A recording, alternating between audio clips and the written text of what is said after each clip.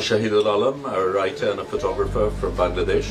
Global Sumud ফ্লোটিলার সদস্য হয়ে গাজা অভিমুখে বাংলাদেশের আলোকচিত্রী শহীদুল আলম ইসরায়েলের দীর্ঘদিনের অবরোধ ভাঙা এবং ইসরায়েলি জনগণের জন্য মানবিক সহায়তা পৌঁছে দিতে আন্তর্জাতিক উদ্যোগের প্রথম বাংলাদেশী হিসেবে সঙ্গী হয়েছেন তিনি, যা গোটা দেশের জন্যই হয়ে উঠেছে গৌরবের অর্জন। বিশ্বজুড়ে নিপীড়নের বিরুদ্ধে বাংলাদেশের আপামর মানুষের সংহতি ও প্রতিবাদের প্রতীক। তবে অনেকেই জানেন না কি এই শহীদুল আলম, কেনই বা জীবনের ঝুঁকি নিয়ে গাজার পথে তিনি। শহীদুল আলম একজন আন্তর্জাতিক খ্যাতিসম্পন্ন আলোকচিত্রী, শিক্ষাবিদ ও মানবাধিকার কর্মী। তার পরিচয় কেবল একটি ক্ষেত্রেই সীমাবদ্ধ নয়, তিনি একই সাথে একজন লড়াকু মানবাধিকার কর্মী, একজন শিক্ষাবিদ এবং মিডিয়া প্রতিষ্ঠান তৈরির স্থপতি।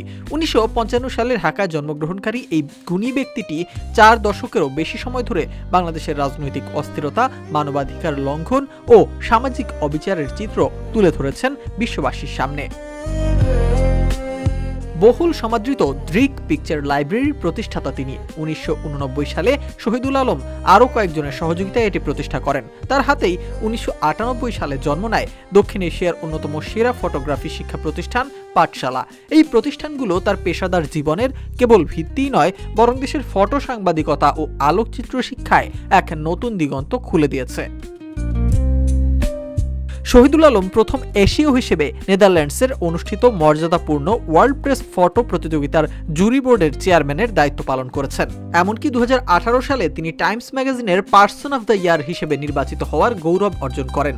2022 সালে ন্যাশনাল জিওগ্রাফিক সোসাইটির national geographic explorer art large হিসেবেও নিযুক্ত হন। তবে আন্তর্জাতিক অঙ্গনে সমাদৃত হলেও দেশের অন্যায়ের প্রতিবাদ করতে গিয়ে হেনস্থার শিকার হয়েছেন তিনি। একাধিকবার যেতে হয়েছে কারাগারে। শহীদুল আলম তার পেশাদার জীবনে বড় অর্জনের পরেও শেষ বয়সে গাজায় নির্যাতিতদের পক্ষে নিজের কণ্ঠস্বর সোচ্চার রেখেছেন। তাই 73 বছর বয়সী এই প্রবীণ অ্যাক্টিভিস্টের জন্য গ্লোবাল সুমুদ ফ্লোটিলার যাত্রা কেবল একটি মানবিক মিশন নয়, এটি তার নৈতিকতা ও রাজনৈতিক প্রতিবাদের ধারাবাহিকতা। এই ফ্লোটিলা মূলত ত্রাণ ও মানবিক সহায়তা নিয়ে গাজার দিকে যাত্রা করছে, যেখানে 44টি দেশের প্রায় 500 অধিকার কর্মী, চিকিৎসক, সাংবাদিক ও সংসদ সদস্য অংশ নিয়েছেন। আর এই দলে শহীদুল আলমের প্রধান ভূমিকা একজন সাংবাদিক ও অ্যাক্টিভিস্ট হিসেবে। গাজার উপর চালানো মিডিয়া ব্ল্যাকআউট ভাঙাই এই মিশনে তার মূল লক্ষ্য। নিজের ভ্যারিফাইড ফেসবুক কভার ফটোতে লিখেছেন ইসরায়েলের বিরুদ্ধে প্রতিবাদ। আন্তর্জাতিক সংবাদ মাধ্যমে নজর এড়িয়ে যাওয়া অবরুদ্ধ গাজার ভেতরে বাস্তবতা যেন বিশ্ববাসীর কাছে পৌঁছায়, এটাই তার অন্যতম বড় উদ্দেশ্য।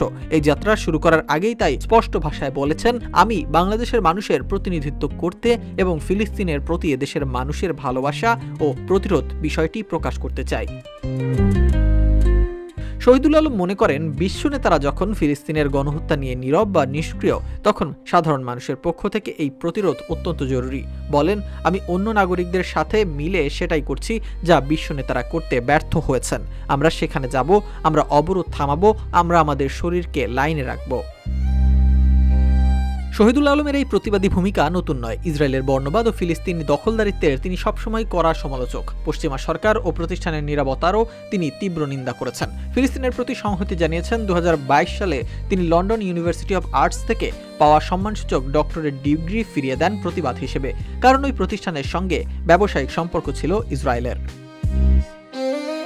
দেশে তিনি সবসময় মত প্রকাশের স্বাধীনতা ও মানবাধিকারের পক্ষে সোচ্চার থেকেছেন। 2018 সালে নিরাপদ সড়ক আন্দোলনের সময় একটি আন্তর্জাতিক টিভি চ্যানেলে সাক্ষাৎকার দেওয়ার জেরে তাকে গ্রেফতার করা হয়।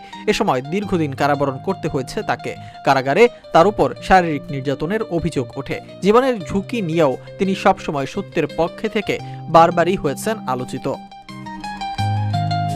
শহীদুল আলম ক্যামেরা হাতে যেমন প্রতিবাদী, ঠিক তেমনি সুমুদ ফ্লোটিলার বিপজ্জনক যাত্রার মধ্য দিয়েও মানবিকতা ও ন্যায় বিচারের পক্ষে এক শক্তিশালী বার্তা দিয়ে যাচ্ছেন গোটা বিশ্বের দিকে। তার ভাষায়, এই সংগ্রামে যদি আমরা পরাজিত হই, তাহলে মানব জাতি পরাজিত হবে। তার এই যাত্রা তাই কেবল গাজার জন্য নয়, বিশ্বজুড়ে নিপীড়িত মানুষের জন্য এক নৈতিক মশাল।